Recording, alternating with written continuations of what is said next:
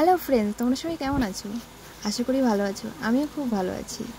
আমি first time blog করছি, কেমন হচ্ছে জানি না। যদি ভুল ত্রুটি হয়ে থাকে ক্ষমা করে দেবেন। আমি কোথায় যাচ্ছিলাম আপনারা সবাই অলরেডি জেনেই গেছো। আমি অলরেডি ছবি পোস্ট করে দিয়েছি সোশ্যাল মিডিয়াতে, তবুও একবার বলে দিই আমি যাচ্ছিলাম দীঘাতে।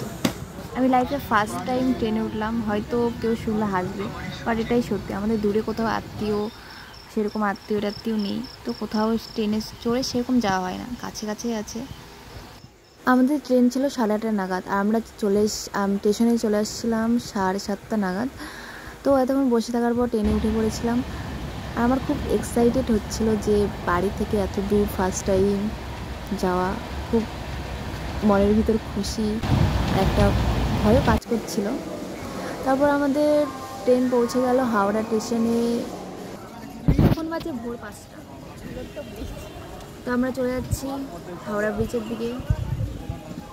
তোমাদের দেখাই দেই, তখন আস্তে আস্তে সূর্য উঠছিল। তো এত সুন্দর আকাশটা তখন লাগছিল লাল হলুদে, মানে খুব সুন্দর, দারুণ লাগছিল, দেখার মতো, মন ছুঁয়ে গেল একদম। তারপর ব্রিজে চলে আসলাম। ব্রিজে দেখছি, হয়তো আমার ভয়েসটা খুব স্লো যাচ্ছে, জায়গাগুলো খুব হেঁটে হেঁটে দেখছিলাম, দারুণ লাগছিল। তো সকালের ওয়েদারটা তো ভীষণই দারুণ, খুবই ভালো। দাদা আমাকে এখানে দেখাচ্ছিল, ওখানে রবীন্দ্র ব্রিজ আছে, ওটাই আমাকে বলছিল। দেখার পর দাদা বলছিল ওই পাশে ফুলের মার্কেট আছে, যাবি? ফুলের মার্কেট যখন বলেছে, আমি তো না বলতে পারি না। ফুল একটা এমনই জিনিস যে কোনো মেয়েই না বলতে পারে না। তো সেই ফুলের মার্কেটে চলে গেলাম। এত ফুল ধারণার বাইরে, এত সুন্দর লাগছিল, এত দারুণ দারুণ ফুল।